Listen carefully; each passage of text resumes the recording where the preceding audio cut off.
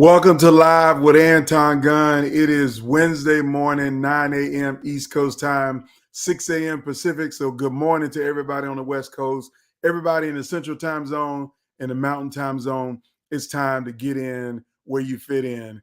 I'm so happy to be with you again this morning to be able to share something that I think is powerfully and impactfully important for us to talk about. And I started talking about it last week, and I'm going to talk about this probably throughout the summer. And that is the injustice that people experience in the workplace. And when we think of injustice, we all immediately go to like harassment, sexual harassment, or any other type of harassment. Also violation of, federal law, how you mistreat people based upon their race, their gender, their ethnicity, all of those things, right? We know that injustice are the legal frameworks.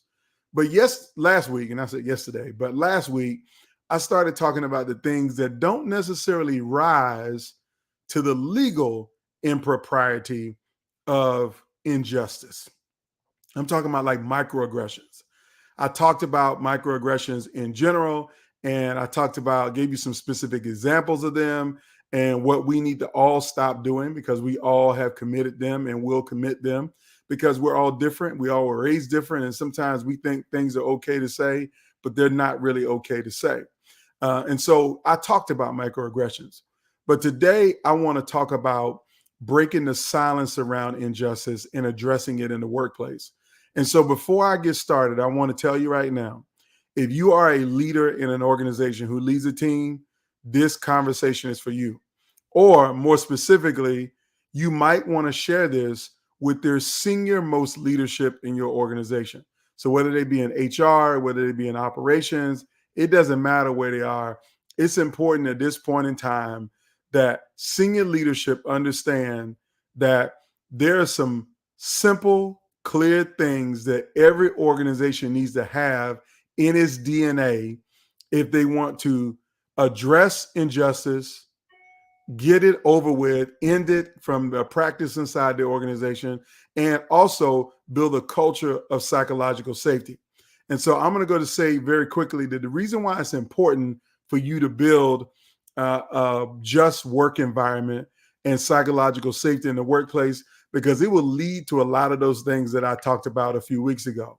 You're going to end up with a lawsuit or some toxic culture that's going to lead to more turnover. It's going to make people feel like it's a hostile workplace. They're not going to work there. They're going to talk bad about your company. There's so many things that they're going to do that's going to show the entire world that this ain't the place for me. I don't want to be here. And I'm going to tell everybody about that this ain't the place for me. And that's going to lead to a lot of reputational damage for you and the leaders in your organization. So I don't want that to happen to you. I don't want that to happen to your company because it's going to affect everything. It's going to affect your bottom line. It's going to affect morale. It's going to affect how people feel trust in the workplace. And the last thing you want to be as a company is a place that doesn't have trust. If you don't believe me, you should listen to my friend David Horsager, who is a keynote speaker who has this whole framework around the trust edge and talks about what trust does for a company and what trust doesn't do for a company. And then if you think about the Edelman Brand Trust Survey, and this is a survey that gets put out every year that tells the American public what workers and employees and people think about companies that they don't trust. You don't want that to be you. You don't want that to be anybody that you're around. You don't want to create that kind of environment. So I'm going to tell you right now, these are 5 things or 5 ways, 5 examples. I'm going to just call it the DNA of just organizations. Organizations who have psychological safety, organizations who have a framework that when injustice rears its ugly head, that you have a framework and a process to do something about it. Now, when I say a framework and process, here's what I want you to understand: that you're never going to eliminate injustice. Something bad is going to happen every day. You know why? Because you can't fix everybody. And when I mean fix everybody, you can have the best organization in the world. Somebody is going to say something stupid or do something stupid. That's human nature. But the point is, when somebody says something stupid or does something stupid, do you just let it go on? Do you encourage the stupid behavior? Is stupid behavior more of a policy and a practice in your organization? And have you created a kind of environment where people don't have any consequences for the dumb and stupid things that they do? Or do you have the opposite culture, that the moment it happens, you have a clear framework of what to do about it? So for the next few minutes, I'm going to give you the 5 ways that companies can break the silence and address the injustice in the workplace. And the reason why I'm focused on companies, because I don't want you to think that it's your sole responsibility as an individual to address these things. You have to have an organizational culture that's committed to those things. And everything rises and falls on the leadership of the organization to do that. But I'm getting ahead of myself right now. So I'm going to come back and talk about leadership. So the first ways, or the first way that an organization should break the silence and address the injustices that are happening in the workplace, is to really have clear policies and procedures of what people do when they experience injustice. So everybody should understand, what is our policy? What do we tolerate? What don't we tolerate? What are our values? And do we have policies that reinforce our values? Do we have procedures that when people violate those policies, what is to be done? Who's supposed to do it? When, where, how, etc. Now, every organization has some level of policies and procedures, but many times most people don't know those policies and procedures. So you got to have them clearly laid out first and foremost, okay? So everybody needs to know what happens when, or what won't we tolerate, where, when, and how, and why. Be clear about the policies and procedures. That's phase 1. Phase 2 is when those policies and procedures are violated, what people should do, can do, and what you're encouraging them to do about it. And I call this second phase empowering bystanders. Now, when I say empowering bystanders, I want you to think about it like this: that most of us end up being bystanders when we see stuff that goes wrong. Like, we don't intend to perpetrate anything bad. We didn't set out to be in a bad environment. We didn't wake up in the morning choosing to do ill will. We didn't wake up that morning choosing to do ill will. But it will happen around us. We will see it happen. And when we do see it happen, do we paralyze or get paralyzed and don't do anything about it? Do we not know what to do about it? Or are we waiting for somebody else to show up and intervene? A good organization empowers bystanders. Now, when I say empowers bystanders, it lets them know that when you see something, say something. That's the first thing. When you see something, say something. Then on top of that, when you see something and you say something, here is what you can do that you will not get in trouble for. The reason why most people don't feel empowered to intervene in most stuff, because they think, I'm going to get in trouble because I intervene. Like, think about it in the school system. This would always happen. At least it happened in my schools. You see 2 people who've decided to fight. Okay. So one person versus another person, they decide they're going to fight. But if you intervene to try to break up that fight, you get in trouble too. So we've just created the kind of environment where nobody wants to intervene in the fight. Because if you intervene, then you're going to end up going down for fighting, even though you wasn't fighting. I always thought that this was a dumb policy in schools, that clearly everybody is seeing that 2 people are fighting and there's a person who's trying to intervene to break up the fight, but you're going to punish the person that's intervening. That's crazy. See, there I go using another microaggression, the word crazy, going back to last week. So I'm going to try to do better about that. But again, you shouldn't punish people for breaking up a fight. So in the workplace, when you intervene or when someone intervenes, do you have clear policies that state we encourage that kind of behavior? We encourage you to speak up. We encourage you to take action. We encourage you to respond when you see something going wrong. Now, I have a framework that I have taught at least 2 hospitals. It's called the Justice Code. It is a 7-step blueprint to build a world-class workplace. It literally teaches leaders and individuals how to respond in the wake of injustice. When you see it happen or you hear about it happen, what do you do after it happened?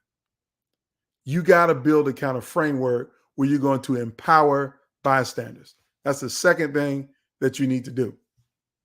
Now, here's the third thing, is that sometimes empowerment doesn't mean intervening. Sometimes it means reporting the bad behavior. So here's my question for you. Do you have safe reporting channels?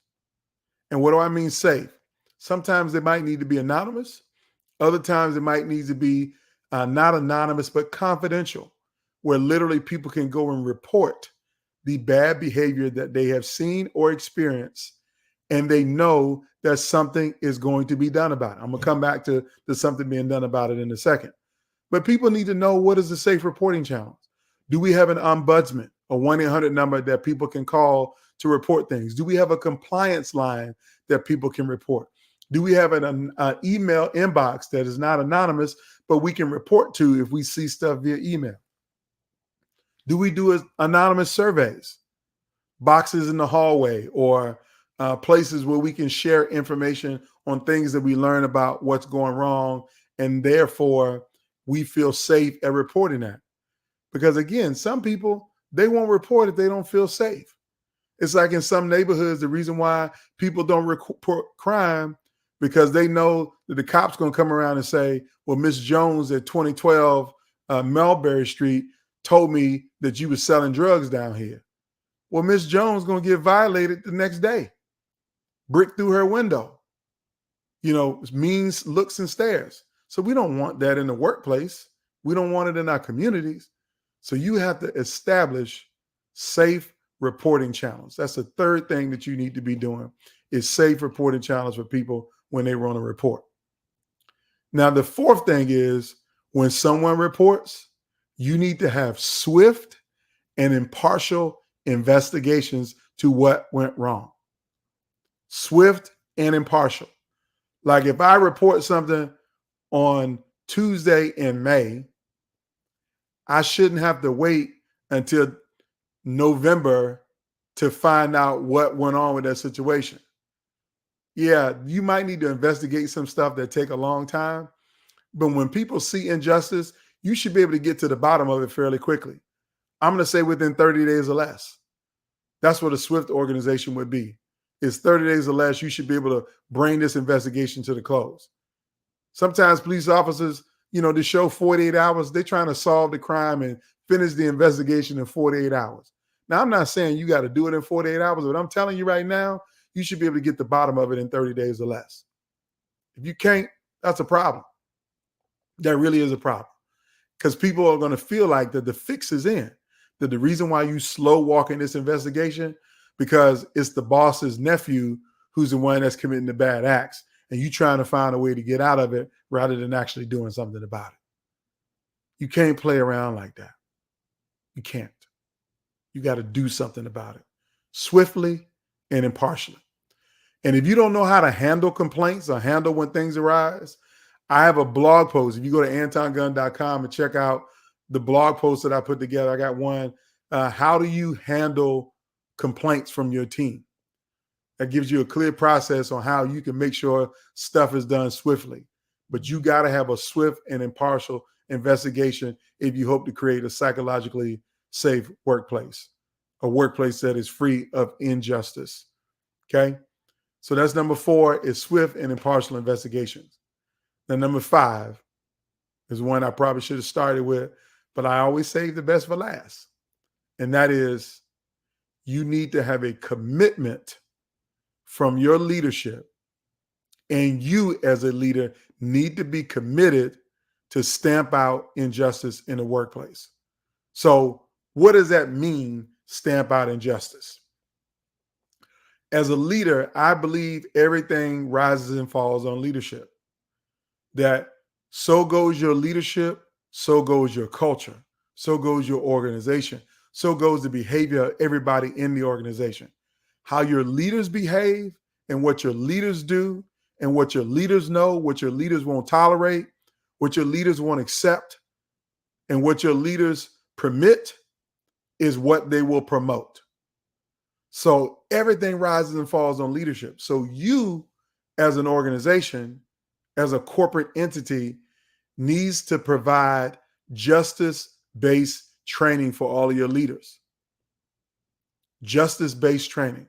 That they need to understand what wrong looks like and how to make a wrong right. How to do the right thing. How to know that it's never a wrong time to do the right thing. So you need some justice-based training. Now, there's not a lot of people who teach justice-based frameworks. I am one of them. I believe in justice. Justice is a cornerstone of who I am. I know that the world is inherently unjust and unfair, but it's your responsibility, a leader's responsibility, to do something to make it right. So you might have to create some justice-based training or bring in people to do justice-based training in your organization. Call me up, hit me up, as the young people would say. In addition to that, you need to have a zero tolerance for unjust behavior. And what do I mean zero tolerance?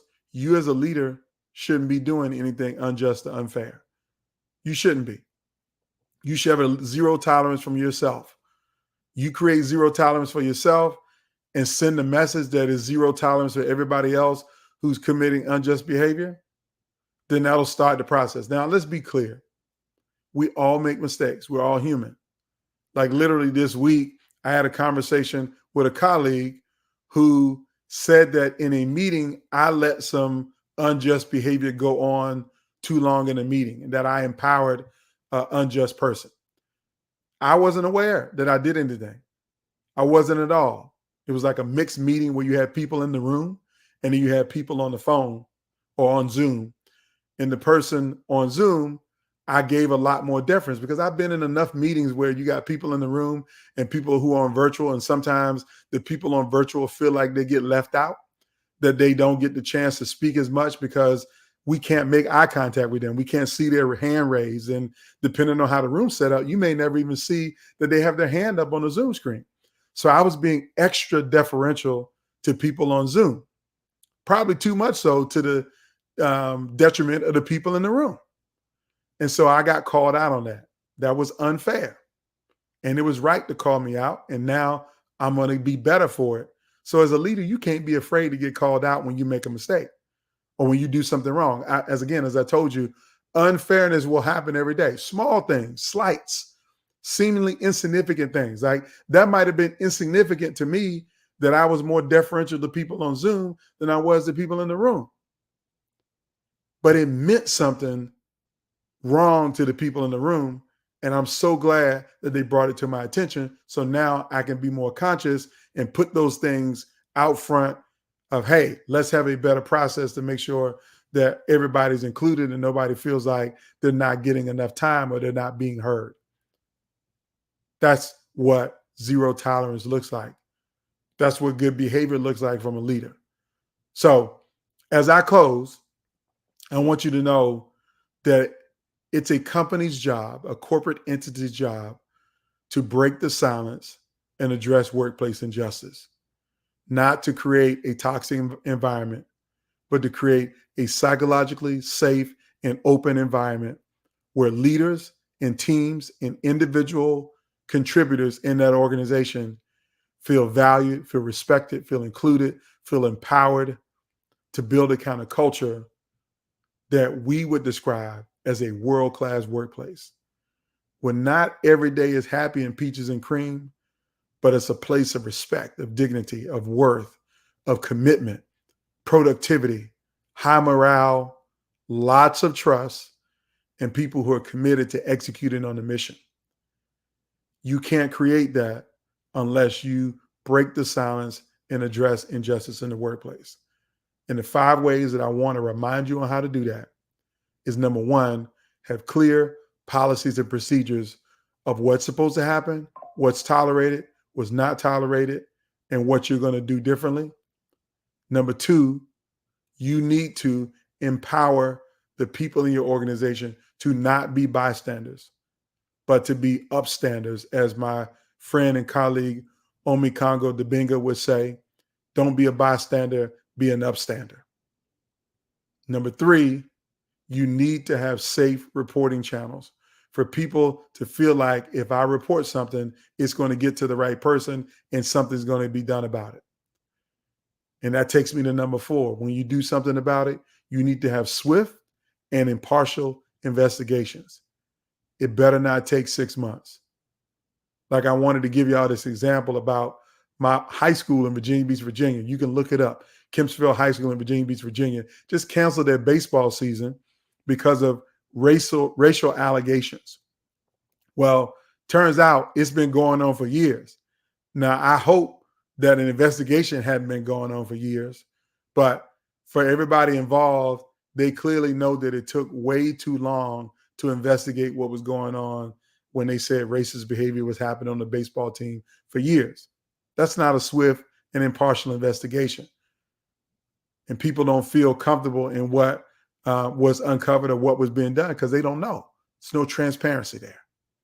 You got to have transparency if you want to breed trust. Again, number 4, swift and impartial investigations.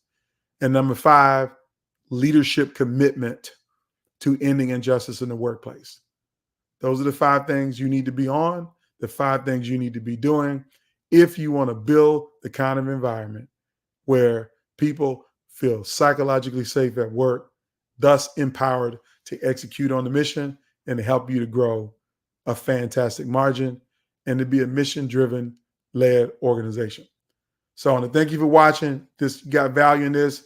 Please check out my blog, antongunn.com, where I write more about this. If you want to read more about it, I got links to other things and how I can help you. And again, if you would like for me to come and give a talk like this in your organization and lay out what you should be doing, by all means, please reach out to me. I'd be happy to follow up with you, get my team involved, see if we can work out a date and explore options of how I can help you to build a world-class workplace culture and to be the leader that everybody admires. Until then, have a fantastic day, and we'll see you next Wednesday, same bat time, same bat channel for Leadership Live with Anton Gunn. Have a great day, great rest of your week, and I'll see you next Wu-Tang Wednesday. Take care.